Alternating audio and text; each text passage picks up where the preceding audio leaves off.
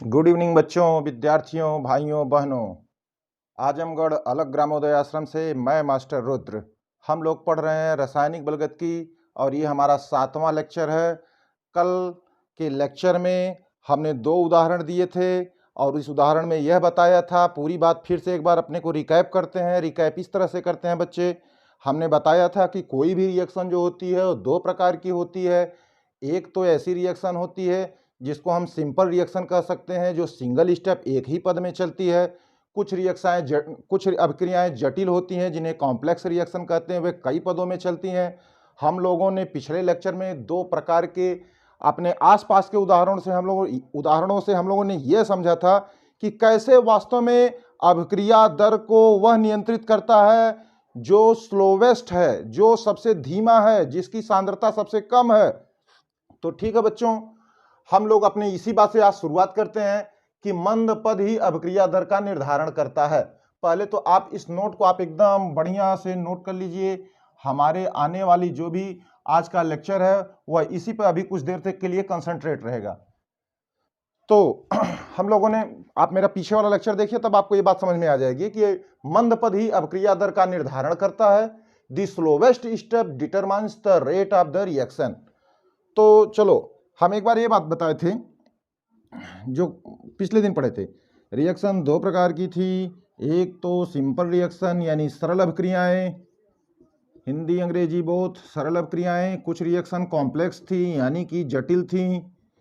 तो हमने ये कहा था, सिंपल रिएक्शन का एक एग्जाम्पल हमने कहा था, याद ही कर लो। H2 का I2 के साथ रिएक्शन हो रहा था, 2HI का फॉर्मेशन हो रहा था।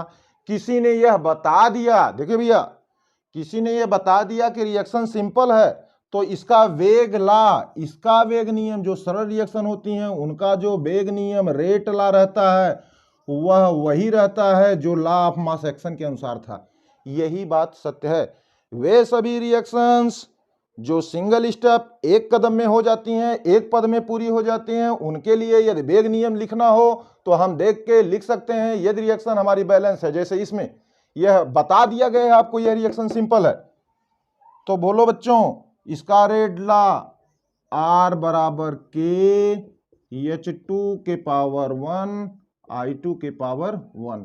कोई बात, कोई शंका इसमें नहीं। फॉर एग्जाम्पल, किसी ने हमसे ये कह दिया कि भैया 2A + B से एक उत्पाद प्रोडक्ट बन रहा, उत्पाद, क्या दिक्कत है, कहीं कोई एक उत्पाद बन रहा है। फिर यह बोल भी दिया कि यह एक पदीय अभिक्रिया है, एक पदीय अभिक्रिया है। किसी ने बोल दिया है एक स्टेप में चल रही है, तो बोलो भैया इसका रेट ला लिखो। तुमसे कह दिया जाएगा इसका वेग नियम लिखो। बच्चे जान रहे हैं, बार बार वो लिख रहा हूँ हिंदी अंग्रेजी में। रेट ला लिखो, तुम कहोगे कि यहाँ पे law of mass action apply हो जाएगा। लॉ ऑफ मास एक्शन कहाँ अप्लाई होता है? Simple reaction. अभी मैं कॉम्प्लेक्स रिएक्शन के बारे में कोई बातें नहीं कर रहा हूँ, अभी थोड़ा रुके रहना, हम लोग आगे बढ़ने जा रहे हैं। सिंपल रिएक्शन मैंने कहा कि मान लो, पहले तक ठीक एग्जाम्पल याद कर लो। दूसरा बात ये कर लो कि माना लेट हमारी रिएक्शन ये थी और किसी ने कह दिया कि यह एक पद में हो ही रही है। It is happening in a single step reaction, right the rate law for this. इसके लिए वेग नियम लिखो। तो वेग नियम बताओ भैया, क्या हो जाए? यहां पे ये हो जाएगा। क्या मैं सही कि गलत? जल्दी बताओ। सही हूं। क्यों सही? क्योंकि लॉ ऑफ मास एक्शन यहां पे अप्लाई हो जाएगा यदि रिएक्शन सिंगल स्टेप में हो रही है। अच्छा भैया, जटिल के बारे में भी कुछ बता दीजिए। तो बता रहा हूं।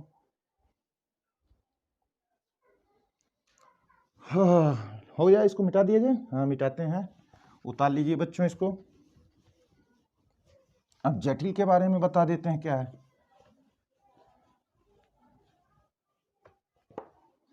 जैसे फॉर एग्जाम्पल कॉम्प्लेक्स रिएक्शन लिख रहा हूं। फिर से एक बात बता रहा हूं, फिर से ध्यान समझिएगा बच्चों। वही बात थी, जटिल अभिक्रिया कोई चल रही है। मैंने क्या लिखाया था कि जटिल अभिक्रिया में कई पद होते हैं। फिर से लिखा रहा हूँ। क्यों लिखा रहा हूँ? बहुत इंपॉर्टेंट है, very important for those student who are very curious, who are very sincere, who are dedicated towards their chemistry. तो मैं ये कहना चाहता हूँ कि जटिल अभिक्रिया में क्या होता है, कई पद होते हैं, यानी मल्टी स्टेप में चलती है, मल्टी स्टेप में चलती है। ठीक, तो फिर क्या होता है, तो मैं अभी यहीं से शुरुआत किए थे कि यहाँ पे लॉ ऑफ मास एक्शन नहीं अप्लाई होगा, लॉ ऑफ मास एक्शन नहीं लागू होगा। कहाँ नहीं लागू होगा? पूरी रिएक्शन पर नहीं लागू होगा। दी स्लोवेस्ट स्टेप, जो धीमा पद है, धीमा पद ही लिख तो रहे, निर्धारण करता है। किसका निर्धारण करता है? वेग नियम का। ये बात सही है। और जब तुम धीमा पद पा गए तो वहां पे लगा दो लाम। भैया केमिस्ट्री पढ़ रहे हैं, कहीं कोई प्रॉब्लम हो तो बताइए। इसमें कुछ नहीं बोला। इसमें मैंने कहा कि जटिल अभिक्रिया है, कई पदों में चलती है, लॉ ऑफ मास एक्शन का ऐसे लगा देवल जाई, ना ही ना लगावल जाई। कैसे लगाया जाएगा जी गुरुजी? जटिल अभिक्रियाओं में धीमा पद निर्धारित करता है वेग नियम को। तो हमसे जो कोई बताएगा कि यह वाले में है दूसरा पद जो धीमा है, या कोई हमसे यही बतावे कि पहला पद धीमा है, या मुझसे कहा कि 4 पद में चल रहा है, तीसरा वाला पद धीमा है, तो जो पद धीमा रहेगा वहां पे लॉ ऑफ मास एक्शन लगा देंगे। कोई शक, कोई समस्या तो फिर बताइए। फॉर एग्जाम्पल आगे बढ़ते हैं। चलो भाई यहां से बढ़ते हैं। आजमगढ़ अलग ग्रामोदय आश्रम आप सभी बच्चों को सुनिश्चित लक्ष्य देता है। यदि आप अपनी केमिस्ट्री को थोड़ा सा मजबूत और भी करना चाहते हैं, आप जहां भी पढ़ रहे हैं, जिन गुरुजन बिंदुओं से पढ़ रहे हैं, वहां पढ़ते रहिए। थोड़ा केमिस्ट्री को और सरल तरीके और मज़ेदार तरीके से पढ़ना है तो आजमगढ़ अलग ग्रामोदय आश्रम से मैं मास्टर रुद्र। ओके भैया।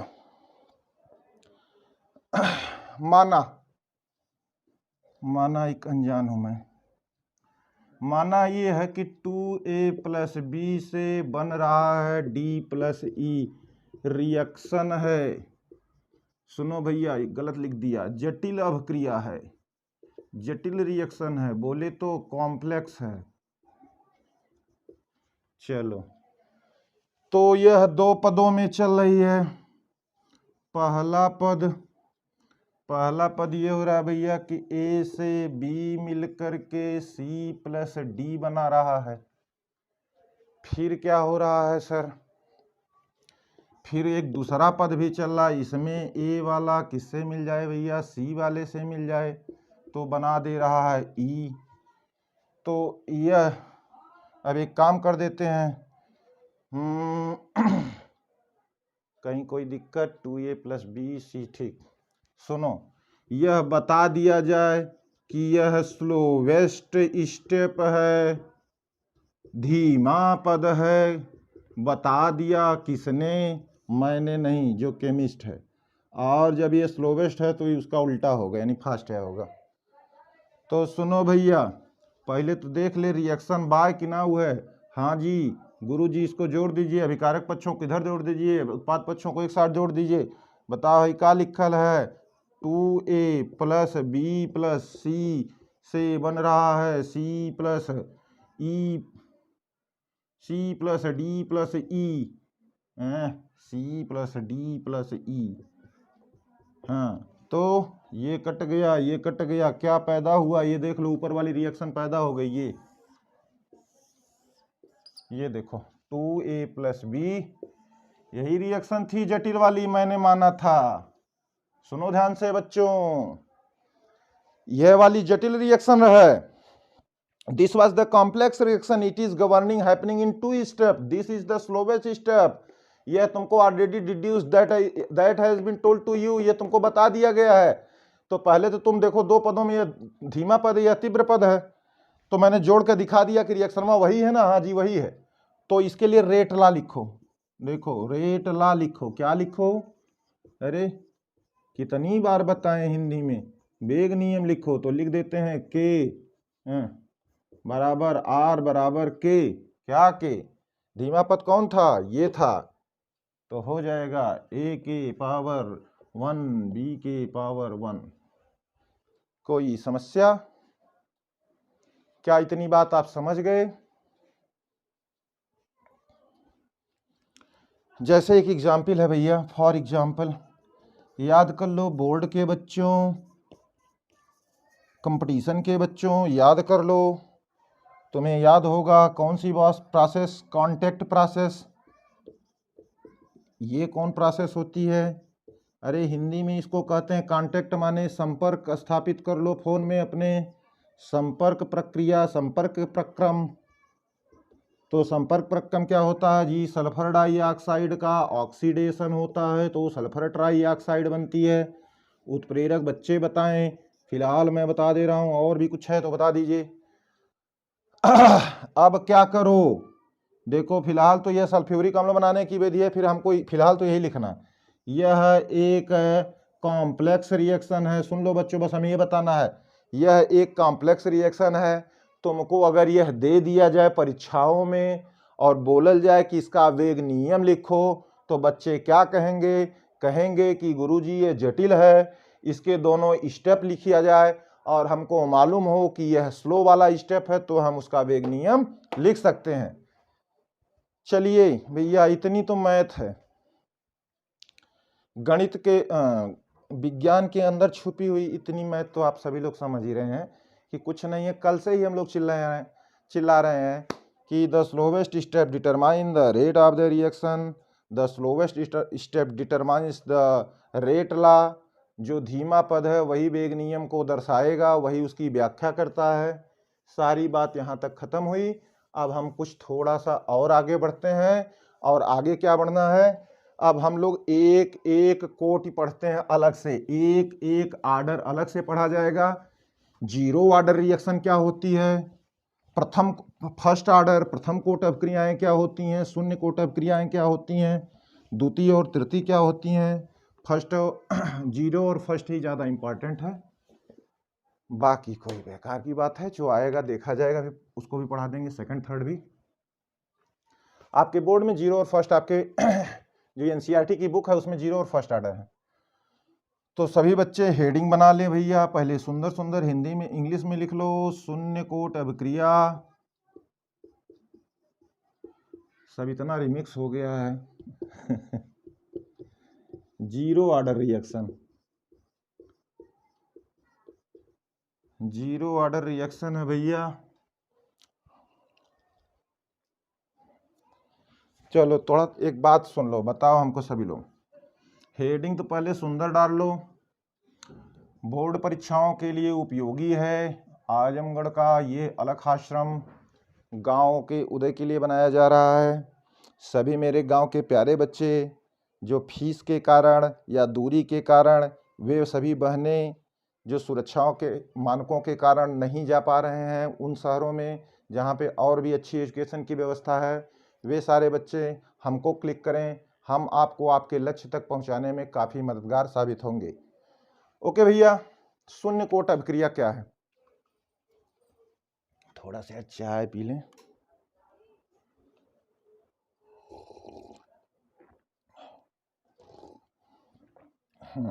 देखो फिलहाल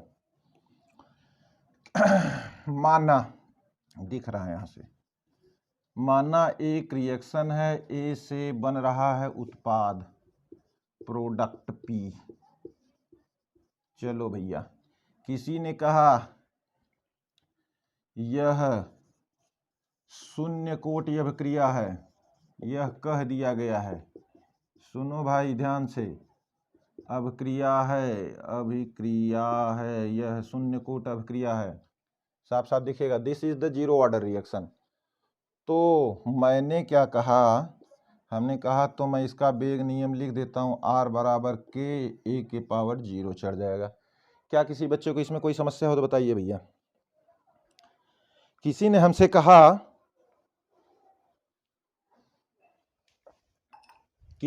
कहा कि हाई जो रिएक्शन चल रही है जीरो का ऑर्डर का है, तो हमने कहा कि भाई ठीक है, ये अभिकारक है, मैं ए के पावर 0 चढ़ा देता हूँ और यही मेरा वेग नियम भी हो गया। तो मिल गया, क्या मिल गया? R बराबर के। पहली बात तो यही समझ लो, इसको समीकरण एक बना लो, फर्स्ट समीकरण तुम्हारा बन गया, काम करेगा कुछ। कोई इसमें समस्या?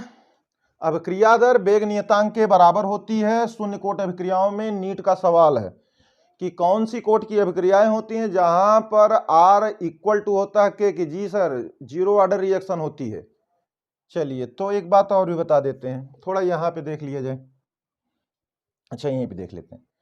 अच्छा बताओ भैया, तुम लोग पढ़े थे, यहां से थोड़ा ध्यान से देखना, यहां से तो इतनी बात हो गई, अब एक बात थोड़ा और नीचे लिख रहे हैं कि अगर यह A था और A से P बन रहा था तो ऐसा हुआ होगा ना कि जब t बराबर शून्य समय पे, जब t बराबर शून्य का मतलब रिएक्शन स्टार्ट नहीं थी, रिएक्शन नहीं हो रही थी। इतना तो बच्चे जाने, t बराबर शून्य का मतलब रिएक्शन हो ही नहीं रही थी। तो जब t हो ही नहीं रही थी तो मान लिया कि इसकी सांद्रता कितनी रही होगी, A0, और ये कितना रहा होगा, 0।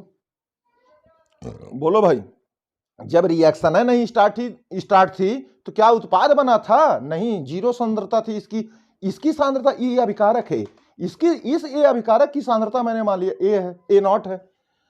तो मैंने कहा t बराबर t मान लिया जाए, t बराबर t, ये क्या भैया, कुछ समय बीत जाने के बाद, आफ्टर सम टाइम, कुछ समय के बीत जाने पर, आफ्टर सम टाइम क्या हुआ, इसकी सांद्रता हो गई A, तो इसकी सांद्रता क्या होगी, A माइनस A। अभी तो छोड़ो अभी यहां पे। तो मुझे थोड़ा ये बताइए कि जब पहली बार केमिकल काइनेटिक्स चालू हुई थी, जब पहली बार रासायनिक बलगतिकी हम लोग शुरू किए थे, तो हम तुम्हें कैसे सिखाए थे, सुनो ध्यान से फिर से एक बार, ऐसे एक बार ये यहां आकर के फिर मिटा देते हैं। हमने कहा था कि एक रिएक्शन ABB से CCDD बन रही है, तो बच्चों रेट ऑफ रिएक्शन तुम कहते थे सर, अरे -1/A DA/dt, फिर कहते थे -1/B dB/dt, फिर ये प्लस, यहाँ माइनस अभिकारक पक्षों की ओर, इधर उत्पाद पक्षों की ओर प्लस, माइनस का मतलब, प्लस का मतलब क्या था, माइनस साइन केवल यह इंगित कर रही थी कि अभिकारक पक्ष खत्म हो रहा है, प्लस साइन यह इंगित कर रही थी कि उत्पाद पक्ष बन रहा है। ये लिख रहे थे।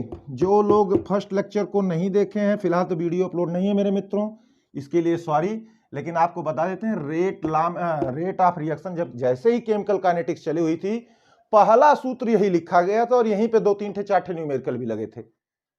मिटाता हूं, फिर सुनना। तो बताओ सभी लोग, इसके लिए मैं क्या कहूंगा कि इसके लिए हो गया R बराबर -1/1, अब एक तो 1/1 लिखेंगे नहीं, इसको मैं डायरेक्ट लिख देता हूं -dA/dt, और यहां पे सॉरी के भैया,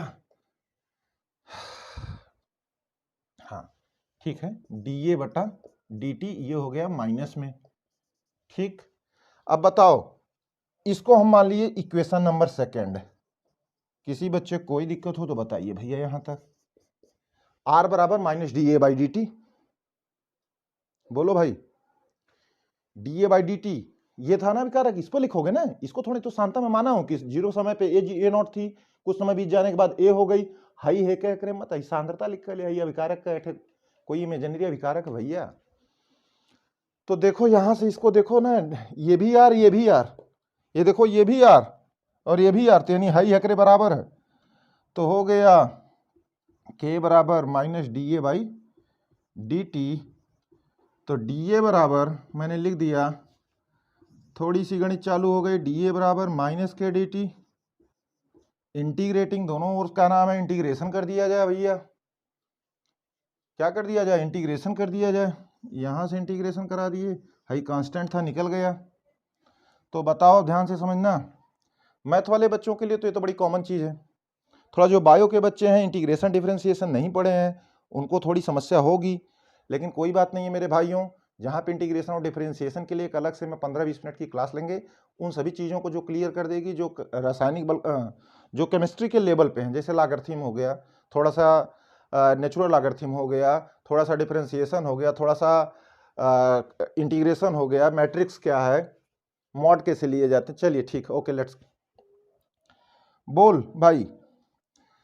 जब समय 0 रहा, यहां देखो t के साथ का नाम किया जा रहा है, यहां सांद्रता के साथ, जब समय 0 था, बताओ भैया यहां पे देखो, समय 0 था तो सांद्रता कितनी थी गुरुजी, A0 थी, और जब समय t हो गया, कुछ समय बीत गया, तो सांद्रता कितनी बची थी? a बची थी। तो फिर क्या हो गया? अरे ये तो हो गया a माइनस ए नॉट बराबर माइनस के टी माइनस 0। तो ये क्या हो गया? a माइनस ए नॉट बराबर माइनस के टी। तो ये क्या हो गया? मैंने लिखा a बराबर ए नॉट माइनस के टी। जी, जीरो ऑर्डर रिएक्शन का आपने समीकरण निकाल दिया। जीरो ऑर्डर इक्वेशन है यही, जीरो ऑर्डर इक्वेशन। हाँ, शून्य कोटि का समीकरण, शून्य कोटि अभिक्रियाओं का समीकरण, शून्य कोटि अभिक्रियाओं का इक्वेशन बन गया। a बराबर ए नॉट माइनस, देखो सब कुछ तो यही है, याद तुमको यही करना है, काम तुमको यही करता है। ये डेरिवेशन थे, इस डेरिवेशन में कभी कभार क्वेश्चन पूछ देते हैं, नहीं बाकी कोई मतलब नहीं है। जहाँ पे कॉम्प्लेक्स क्वेश्चन आते हैं वहाँ पे डेरिवेशन के कुछ सवाल शुरुआत से होते हैं, लेकिन वहाँ पर भी आपको कोई समस्या नहीं मेरे भाइयों। आप ये याद रखिए कि a बराबर ए नॉट माइनस के टी। 5 बार याद करो, 5 बार पानी पियो। यदि वास्तव में कुछ करना है तो डॉक्टर साहब बनना है, इंजीनियर साहब बनना है, ठीक है ना, पता नहीं क्या क्या आपको करना है। आप और ज़िंदगी के न जाने किन पदों पे जाएंगे। बहुत से बच्चे जा चुके हैं, ठीक है, नन्हे मुन्ने बच्चे हम लोगों की शरण में आते थे उन समय में, जिस समय हम लोग एक दूसरे फेज में चल रहे थे। आज वे बच्चे अच्छे अच्छे पदों पे हैं। कोई बच्चा लोको पायलट है, कुछ बच्चे इंजीनियर हैं, कुछ बच्चे अच्छे अच्छे यूपीपीएससी के एग्ज़ाम में हैं, कुछ लोक सेवा आयोग में बहुत अच्छी अच्छी सर्विस कर रहे हैं। वही बच्चे जो हमारे गांव के थे, हमारे घर के थे, गरीब थे, वंचित थे, थोड़ा शोषित भी थे इस मामले में, क्योंकि शिक्षा का सही से वे एप्लीकेशन नहीं पाए थे। हम लोग वे हमारे छोटे भाई की तरह ट्रीट किए, उसका फ़ायदा भी उनको मिला। मेरे भाइयों, कहीं पर कोई भी समस्या हो, मैं बोला ये आजमगढ़ अलग ग्रामोदय आश्रम है। गांव के उदय के लिए आजमगढ़ से यह संस्थान चल रहा है। मैं मास्टर रुद्र हूँ। शून्य कोटि अभिक्रिया आप पढ़ रहे हैं। यदि आप बोर्ड के छात्र हैं, हमने आपको कहा कि आप अच्छे से अच्छा नंबर पाना चाहते हैं, केमिस्ट्री को बहुत सिंपल तरीके से पढ़ना चाहते हैं, कितना याद करे है, कौन सी ऐसी चीज़ें जिसको नहीं याद करना है, तो एकदम सही बात है, मैं आपको बताऊंगा। क्योंकि कोनो मतलब ना है यह बात का कि नहीं गुरुजी ये सब क्या है। अरे यार तुम काटो ये सब काटो, ये याद रखो बस, केवल मेरी बात मानिए तो काम ये करेगा। हाँ, अरे इसमें था कहाँ कुछ, यहां तक तो एकदम सिंपल है। ये सिंपल ये तो दूर पड़ है। डिफरेंशिएशन, अरे यार जा करके अपने किसी मैथ्स के बच्चे के साथ पूछ लेना जो तुम्हारा मित्र हो, वो तुमको इतना सिखा देगा। फिर बाकी बातें आप आराम समझ जाएंगे। आप नीट का भी एग्जाम देंगे, आपका क्वेश्चन यहीं से आएगा। अभी देखना कुछ देर के बाद। चलिए भैया इसको उतार लीजिए।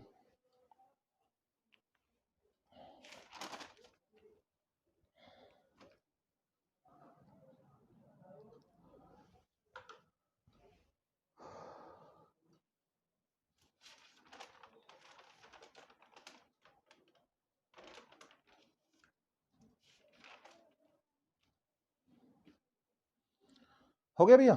चलो, अभी जीरो कोटि अभिक्रिया चल रही है, कंटिन्यू चलती रहेगी। क्यों चलती रहेगी? क्योंकि आपके बोर्ड के एनसीईआरटी की बुकों में है। हम लोग इसको खूब बढ़िया से पढ़ेंगे, मन से पढ़ेंगे। कहीं कोई समस्या होगी तो मैं बता दिया अभी आपको क्या पढ़ना है, किसको छोड़ देना है, ये ज़्यादा ज़रूरी है। जो बच्चे यही कर लेते हैं वही एग्जाम में बहुत आगे जाते हैं। असली कंपटीशन यही है कि बोझा गधे की तरह मत लाद लो सिर पे, स्मार्ट तरीके से अध्ययन किया जाए। हाँ, यह सिर्फ याद करना था। क्या याद करना है जी? अरे ये याद करना है भैया। क्या है ये? पता नहीं क्या है। हमको सर जी ने लिखवाया था कि शून्य कोटि अभिक्रिया है। किसके लिए? जेकरे तनको ना पढ़े के मन कहा था, बाद में बीए हुए करे के मन कहा था, पता नहीं कैसे गलती से साइंस ले लिया है। याद कर लो, इसमें भी याद रखे रहना कि ए नॉट का है, ये का है, के क्या है भैया, टी क्या है। यस, इनिशियल कंसंट्रेशन नहीं समझे? शुरुआती प्रारंभिक सांद्रता, प्रारंभिक सांद्रता। ये ए क्या है जी? रिमेन्ड कंसंट्रेशन, शेष बची मात्रा, शेष सांद्रता। के क्या है जी? वेग नियतांक है। किसका वेग ना, जिस ऑर्डर का रिएक्शन चल रहा है। टी क्या है? टाइम टेकन, समय लिया गया, क्या समय, कहाँ समय लिया गया है? ए नॉट को ए तक होने में, ए नॉट से ए तक होने में, यानी पहले अभिकारक इतना रहा सांद्रता, इतना तो हुआ होगा, घटा होगा ना। अरे अभिकारक तो घटेगा यार, तभी तो रिएक्शन आगे बढ़ेगी। अभिकारक घटता जाएगा, उत्पाद बनता जाएगा। हाई शुरुआती सांद्रता रहल हुई, हाई बाद में कुछ समय के बाद, यानी time taken from A not से ए तक आने में। हिंदी अंग्रेजी रिमिक्स, चलो लिख डालो जिसको जिस तरह से लिखना हो। जब हिंदी या इंग्लिश में पढ़े रहोगे तो विज्ञान क्या पढ़ोगे? जब हिंदी से इंग्लिश में जिसको दिक्कत हो तो फिर विज्ञान कहाँ पढ़ेगा भैया? फिलहाल इंडिया में तो ऐसे बहुत ही कम इंस्टीट्यूशन है जहाँ पे आप जाएंगे where everything is delivering in the English. What I am going to mention that total in English, no means of that, because there are many students who are unable to understand the English in a proper way। तो क्या जरूरत है भैया? हमको Newton का नियम समझना है, हमको आर्किमिडीज का सिद्धांत समझना है, ग्रेविटेशनल कांस्टेंट में पलायन वेग कैसे निकाला जाता है। ये हमारे दिमाग के उस जगह जाना चाहिए जहाँ हमारी लैंग्वेज हमारे माइंड की है। हमारे माइंड की लैंग्वेज चाहे हिंदी हो चाहे अंग्रेजी, हमको जिसमें आराम मिलता है, जिसमें सुकून मिल रहा है, जिसको समझने में आसानी मिल रही है, उसको करिए। फिलहाल यदि इंटर के बच्चे हैं, आज नहीं तो कल आपको बीएससी करने जाना है, यदि आप बीएससी करना चाहते हैं तो फिलहाल ये सब तो शुरुआतें कर दीजिए। रिमेंड माने शेष बचना। क्या लिखना चाहिए था? Rate constant, time taken from concentration decreasing from A1 से ए से तक, ए नॉट से ए तक। हो गया? चलिए हो गया। सुनो सुनो ध्यान से दुनिया वालों, तो हम लोग एक ग्राफ कुछ खींच देते हैं। ग्राफ बड़े मजेदार हैं। पहला तो ग्राफ है सांद्रता का। देखिए 2-3 ग्राफ हैं, नीट में भी पूछे जाते हैं और नीट में पूछे जाते हैं। यहाँ रेट है, यहाँ कंसंट्रेशन है, हिंदी में भी लिख देता हूँ। यहाँ दर है भैया अभिक्रिया की, सांद्रता और दर में खींचा गया। बताओ भैया सांद्रता का दर के साथ क्या संबंध है? ये तो तुम याद कर लिए ना। सांद्रता का दर के साथ क्या संबंध है? आर बराबर के ए के पावर 0। तो सांद्रता का आर बराबर हो गया था के जी। सांद्रता का अभिक्रिया दर से कोई संबंध है नहीं है। देखो ना, आर बराबर के ए नॉट के पावर 0 हो गया, तो आर बराबर के, तो सांद्रता का अभिकारक की सांद्रता से तो कोनो संबंध नहीं। आर बराबर के, और के क्या है? वेग नियतांक होगा। और वेग नियतांक होगा तो मैं मान ले रहा हूं उसका कोई वैल्यू होगी, वह सांद्रता पे नहीं निर्भर कर रहा है। तो हो गया हमारा ये बच्चों था वाई एक्सिस, ये था तुम्हारा एक्स अक्ष, और ये था 0 कोऑर्डिनेट। कोई बात, कोई समस्या इसमें? दर का समय के साथ खींच देते हैं ग्राफ। देखो ये दर हो गया, यहाँ समय हो गया। फिर वही बताओ, अभिक्रिया दर का समय के साथ कहीं पर कोई संबंध नहीं है। अभिक्रिया दर समय देखिए ध्यान से, एकदम ध्यान समझने वाली बात है। 0 ऑर्डर के लिए बात हो रही है। अब ये बात दिमाग में रखे रहिएगा आप सभी लोग कि हम लोग इस समय जौन पढ़ रहे हैं उसी के बारे में बात है, क्योंकि प्रथम कोट में बातें कुछ बदल जाएंगी, द्वितीय कोट की बातें, n कोट की बातें कुछ दूसरी हो जाएंगी।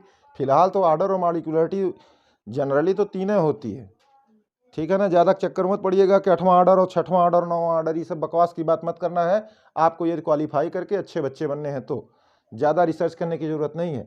हम वहाँ पे रेट और कंसंट्रेशन के बीच में ग्राफ खींच ले आई, अब की बार रेट और समय के बीच में ग्राफ खींच रहा हूँ मैं, लगातार आपको ये दिखा रहा हूँ। यहाँ पर भी कुछ नहीं है। फिर वही वेग नियतांक, अभिक्रिया दर समय के साथ में कोई संबंध नहीं है।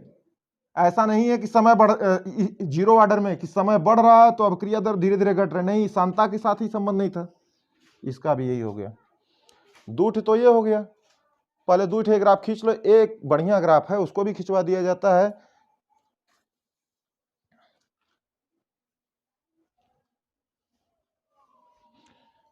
दर का समय के साथ संबंध नहीं है, लेकिन सांद्रता का समय के साथ संबंध है।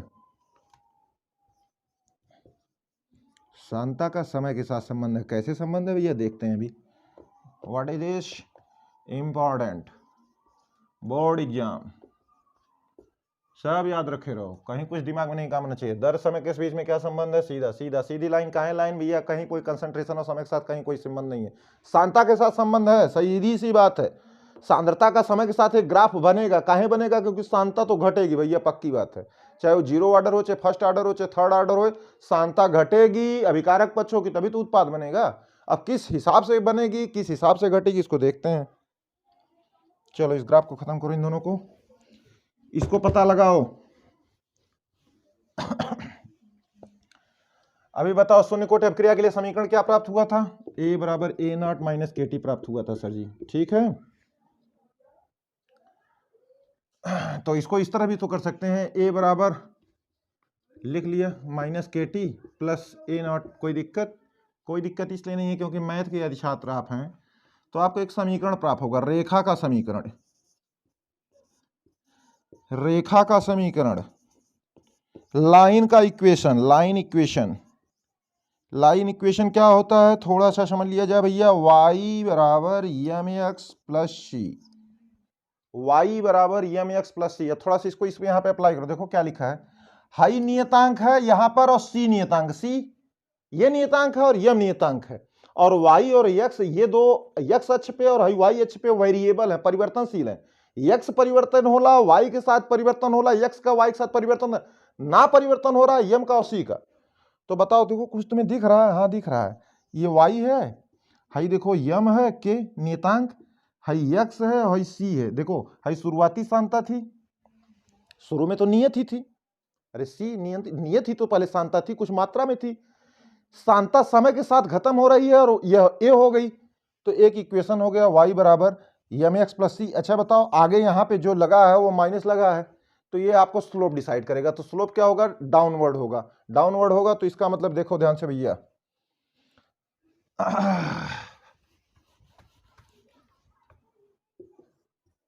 सांद्रता ठीक समय कैसे ग्राफ होगा? देखें बच्चे, बताओ, y के यहाँ क्या है? a, y के यहाँ क्या है? a, यानी a यहाँ रहेगा, a इस पक्ष पे रहेगा, यहाँ पे a रहेगा।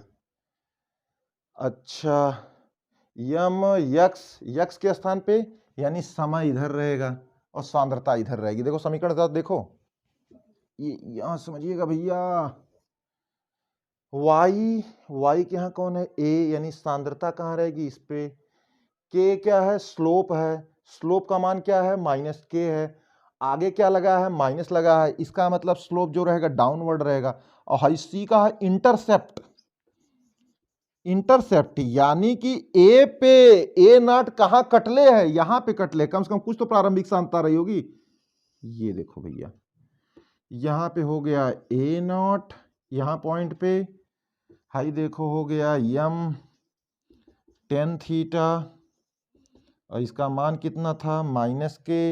हाई क्या था भैया? समय। यही देखो ग्राफ है शून्य कोटि अपक्रिया का। कहीं किसी बच्चे भैया को दिक्कत हो, किसी भाई बहन को, तो बोले। फिर से एक बार सुन लेते हैं, फिर से एक बार सुन लेते हैं। अभी मैं क्या बताया हूं 2-3 मिनट में? हम ये बताए हैं कि जीरो कोटि अपक्रियाएं जो रहती हैं, जो जीरो कोटि अपक्रियाएं रहते हैं बच्चों, उनका R बराबर K होता है। सांद्रता के साथ निर्भरता नहीं हो रही थी, सही बात थी। सांद्रता बढ़े चाहे घटे, अभिक्रिया दर नहीं परिवर्तित होती है। किसमें? शून्य कोटि अभिक्रियाओं में। हम लोग क्या पढ़ रहे हैं? केवल जीरो कोटि पढ़ रहे हैं। समीकरण क्या है? A बराबर A नॉट माइनस KT। सबको 3-5 इधर कर दो, क्या हो गया जी सर? ये हो गया A बराबर, मैं उसी बतिया को इधर लिख दिया। क्यों प्राप्त किया? क्योंकि मैं कुछ इक्वेशन बनाना चाहता हूँ। y बराबर mx प्लस सी रेखा का समीकरण होता है, लाइन का इक्वेशन। तो यहाँ से देखो ये हो गया। यही मैटर है कि ये a नॉट है, ये इंटरसेप्ट होता है, यानी वह x अक्ष पे, जो ये c वो कहाँ काटेगा? यहाँ पे काटेगा। ये a नॉट हो गया। सांद्रता देखो, देखो ना, सांद्रता टक टक टक टक टक टक टक टक टक घट रही एकदम सर। और यहाँ देखो समय, यहाँ पे सांद्रता देखो, यहाँ पे सांद्रता इस पे थी ना, यहाँ देखो एक सांद्रता जीरो खत्म हो गई, यानी कुछ समय के बाद ये रिएक्शन पूरा खत्म हो जाए। यहाँ पे इतना समय लेगी, कितना समय लेगी? यहाँ से शुरू होगा 10 सेकंड, 20 सेकंड, 50 सेकंड। और सांद्रता कैसे घट रही है? टक टक टक टक टक, कैसे घट रही है? एकदम स्लोप है, किसका? टेन थीटा के का। चलो अब इतना समझाने की जरूरत नहीं है। आपको याद करने वाली बात क्या थी? ये क्या याद करना है भैया?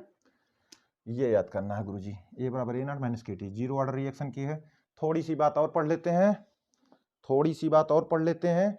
हेडिंग डाल लीजिए भैया, अर्धकोट अर्ध आयु, शून्य कोट अभिक्रियाओं की अर्ध आयु।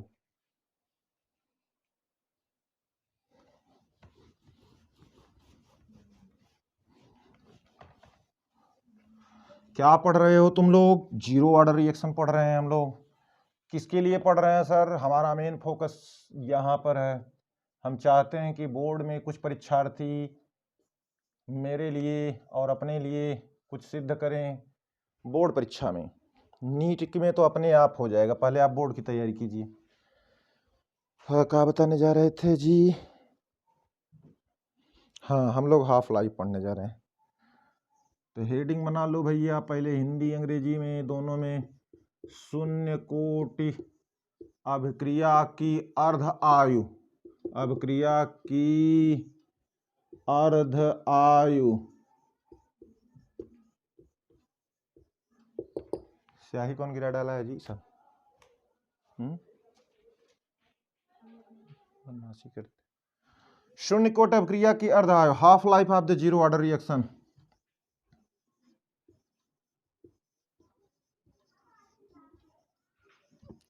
जीरो ऑर्डर रिएक्शन ये क्या होता है गुरुजी? हाफ लाइफ, आधा उम्र, वह आयु जिसमें अभिक्रिया 50%, अभिक्रिया 50% समाप्त हो जाती है, समाप्त हो जाती है। अंग्रेजी के समझदार बच्चों आप भी डिफिनीशन लिख लीजिए। The time in which the reaction completes it's 50%। Time taken, वह समय जिसमें अभिक्रिया 50% समाप्त हो जाए, उसे अर्ध आयु कहते हैं। तो सुनो भाई, सुनो ध्यान से।